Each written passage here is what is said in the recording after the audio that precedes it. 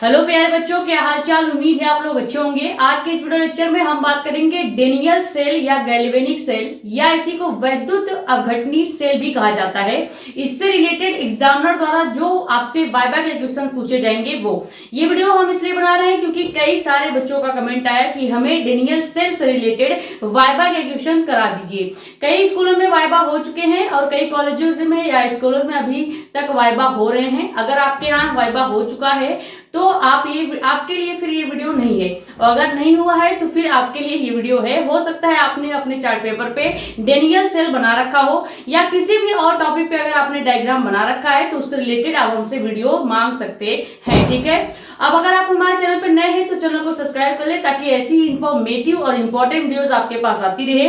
ज्यादा से ज्यादा वीडियो कर दे शेयर ताकि और भी लोग जुड़ जाए। अपने कमेंट्स या डाउट आपको पता है आप यहाँ पे तो पूछ ही सकते हैं। साथ ही साथ हमारा इंस्टाग्राम आईडी भी है मेडिको एस्पिरेंट साक्षी मिश्रा के नाम से, वहां पे भी अपने डाउट्स पूछ सकते हैं।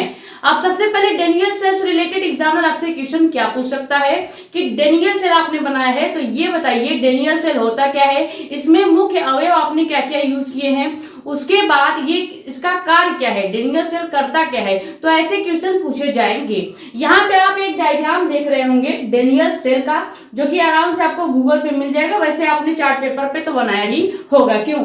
ये हो गया आपका डेनियल सेल का डायग्राम। अब इसमें आप क्या क्या यूज किए हैं, यानी इस सेल को बनाने के लिए आपने क्या क्या अवयव जो है लगाया है, क्या क्या इसमें जो प्रोजेक्ट में आपका मटेरियल यूज किया है। तो सेल को बनाने के लिए हम क्या करते हैं, दो इलेक्ट्रोड लेते हैं। एक होता है एनोड और दूसरा होता है कैथोड। ठीक है, अब यहाँ पे हमने एनोड और कैथोड क्या लिया है, यहाँ पे हम एनोड के रूप में क्या ले लेते हैं, हमेशा याद रखेंगे एनोड के रूप में इसमें हम लिए हैं जिंक का छड़। यहाँ पे आपको डायग्राम में भी लिखा हुआ दिख रहा होगा, जिंक के पास एनोड और कॉपर के पास कैथोड। ठीक है, अब पहला क्वेश्चन क्या है कि डेनियल सेल क्या होता है। डेनियल सेल क्या है ये आपसे जरूर पूछा जाएगा। चार्ट पेपर से रिलेटेड ये क्वेश्चन पूछा जाएगा कि डेनियल सेल आपने बनाया है तो ये बताइए कि डेनियल सेल आखिर होता क्या है या गैल्वेनिक सेल क्या होता है। अब इसके तीन नाम है तो आपसे अलग अलग नाम भी इसके पूछे जा सकते हैं। तो डेनियल सेल क्या होता है, यह एक वैद्युत रासायनिक सेल होता है। क्या होता है, वैद्युत रासायनिक सेल। ठीक है, यह एक वैद्युत रासायनिक सेल होता है। सेकंड क्वेश्चन क्या है कि डेनियल सेल में किस प्रकार की ऊर्जा प्राप्त होती है। तो यहाँ पे याद रखेंगे डेनियल सेल या जो वैद्युत अपघटनी सेल होता है ये क्या करता है, ये हमेशा रासायनिक ऊर्जा को वैद्युत ऊर्जा में कन्वर्ट करता है। यानी कि जो डेनियल सेल है इससे किस प्रकार की ऊर्जा प्राप्त होगी, तो इससे वैद्युत ऊर्जा प्राप्त होगी। तो यहाँ पे हम क्या लिख देंगे कि रासायनिक ऊर्जा से वैद्युत ऊर्जा प्राप्त होती है, वैद्युत ऊर्जा प्राप्त होती है। ठीक है, ये इसका आंसर हो जाएगा।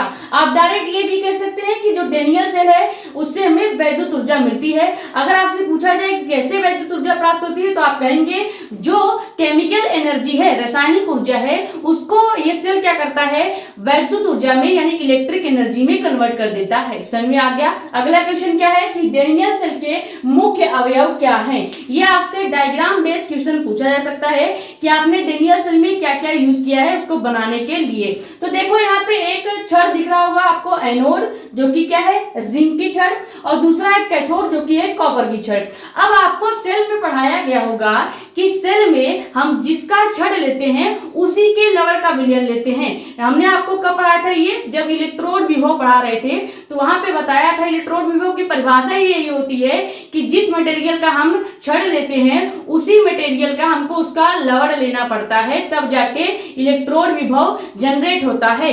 वैसे ही यहाँ पे जब डेनियल सेल आप बना रहे हैं तो आपने एक जिंक धातु का छड़ लिया है, तो जिंक धातु के छड़ के लिए हमें जिंक सल्फेट का विलयन लेना पड़ेगा, और कॉपर जो धातु का छड़ है उसके लिए हमें कॉपर सल्फेट का छड़ लेना पड़ेगा। तो चार अवयव हमने यहाँ पे यूज किए हैं। पहला हो गया जिंक छड़, दूसरा हो गया कॉपर छड़। अब जब इनके छड़ हमने ले लिए हैं तो इनके लवण भी हमने लेने पड़ेंगे। तो हम क्या ले लेंगे, जिंक सल्फेट का लवण और कॉपर सल्फेट का लवण। तो यहाँ पे अवयव क्या क्या हो जाएगा, पहला अवयव हो जाएगा आपका जिंक का छड़। ठीक है, जिंक का छड़।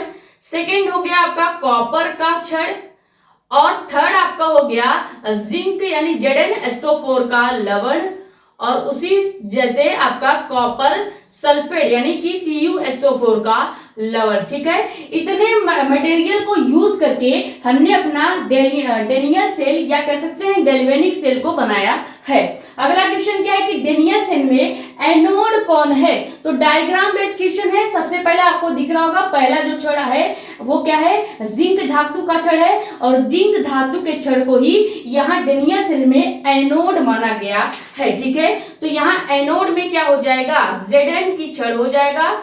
और अगर आपसे पूछ लिया जाए कि डेनियल सेल में कैथोड के रूप में कौन सी छड़ का यूज किया गया है, तो आप याद रखेंगे कॉपर की छड़ का या कॉपर का जो छड़ है उसका प्रयोग किया जाता है। तो डेनियल सेल में कैथोड कौन है ये पूछा जाएगा, तो आप कहेंगे कि कॉपर छड़। ठीक है, कॉपर के छड़ को ही डेनियल सेल में कैथोड माना गया है। अब इस स्लाइड से कौन से क्वेश्चन है जो आपसे पूछे ही जा सकते हैं, तो सबसे ज्यादा इंपॉर्टेंट है डेनियल सेल में आपने क्या क्या यूज किया है, यानी उसके मुख्य अवयव का क्वेश्चन आ सकता है। डेनियल सेल क्या होता है ये जरूर पूछा जाएगा आपसे, और डेनियल सेल के किस प्रकार या डेनियल सेल जो है वो किस प्रकार ऊर्जा को जनरेट करता है या कैसी ऊर्जा हमको देता है, ये आपसे पूछा जा सकता है। ठीक है, तो इस स्लाइड के पांचों क्वेश्चन आप स्क्रीनशॉट कर लीजिए। हमें इस पूरे वीडियो में 12 क्वेश्चंस आपको बताने हैं, ये आप स्क्रीनशॉट कर लीजिए, फिर आगे के क्वेश्चंस देखते हैं।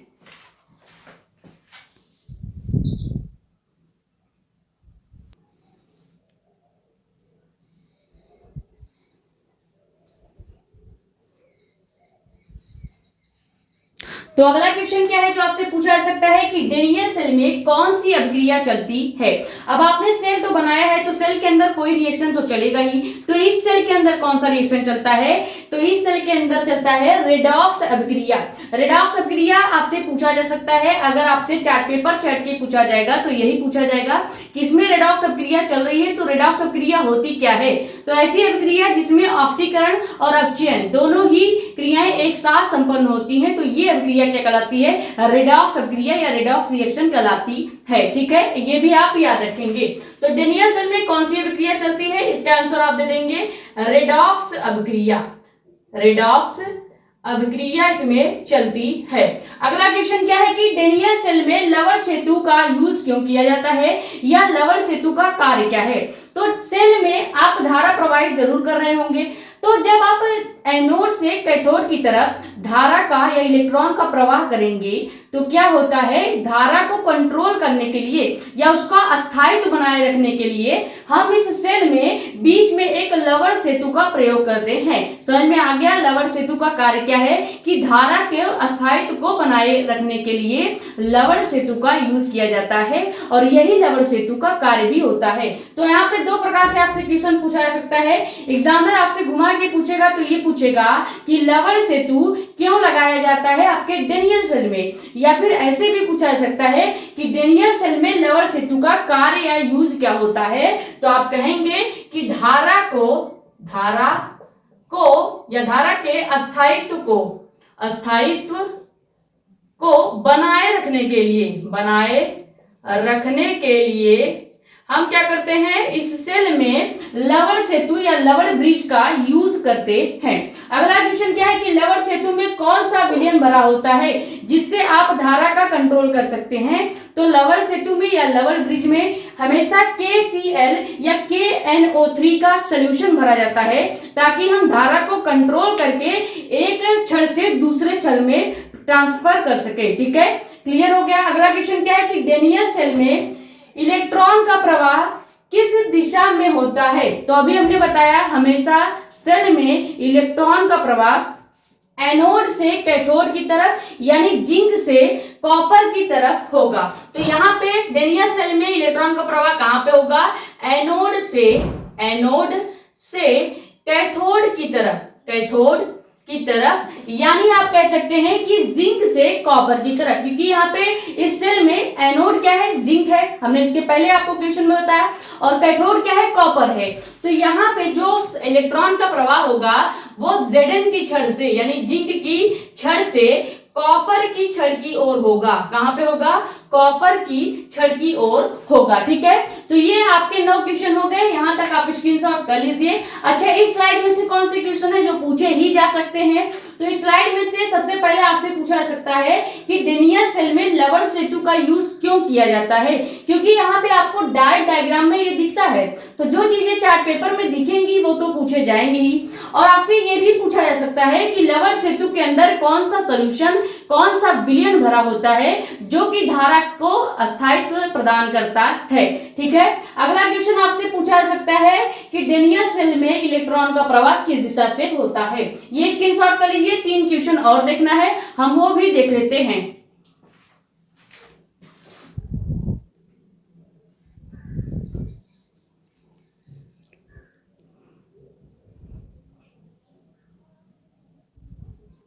तो अगला क्वेश्चन क्या है जो आपसे पूछा जा सकता है कि डेनियल सेल को और किस नाम से जाना जाता है?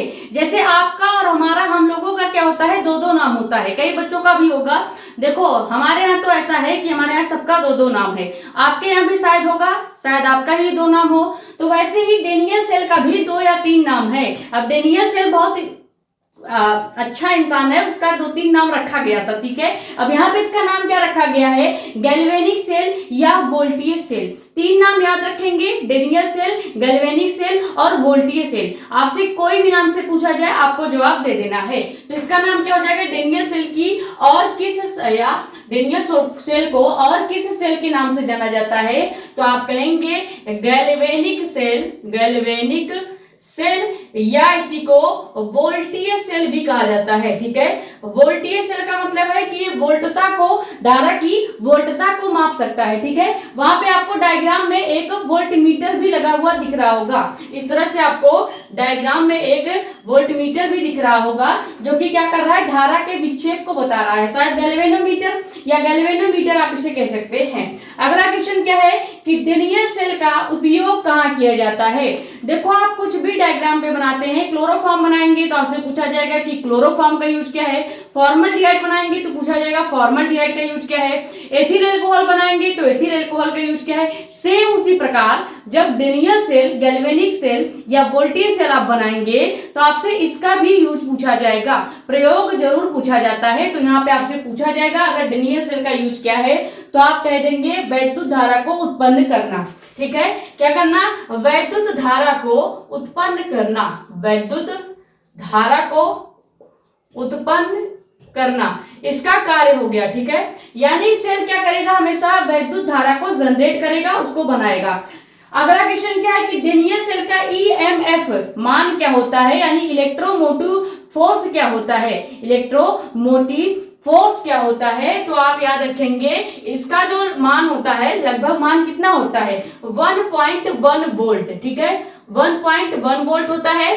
और जो आपका सेल होगा इसमें आप इतना ही ईएमएफ वैल्यू लगा सकते हैं, यानी जो आप सेल इसमें जोड़ेंगे, ये जो सेल आप जोड़ते हैं इसका जो मान होता है हमेशा 1.1 वोल्ट ही होता है। ठीक है, ये हो गए आपके कुल 12 इंपॉर्टेंट वाइवा के क्वेश्चन। इससे ज्यादा आपसे वाइवा के क्वेश्चंस नहीं पूछे जाएंगे, मैक्सिमम 1-2 क्वेश्चन से पूछे जाते हैं। 1-2 पूछेगा एग्जामिनर, फिर अगले बच्चे को बुलाएगा, क्योंकि आप ही थोड़ी हैं वहां पे, आपके जैसे कई सारे बच्चे होंगे और उनके कई सारे चार्ट होंगे। मान लीजिए आपके जैसा किसी 1-2 का सेम हो सकता है, लेकिन सभी बच्चों का सेम चार्ट हो ऐसा तो हो सकता नहीं।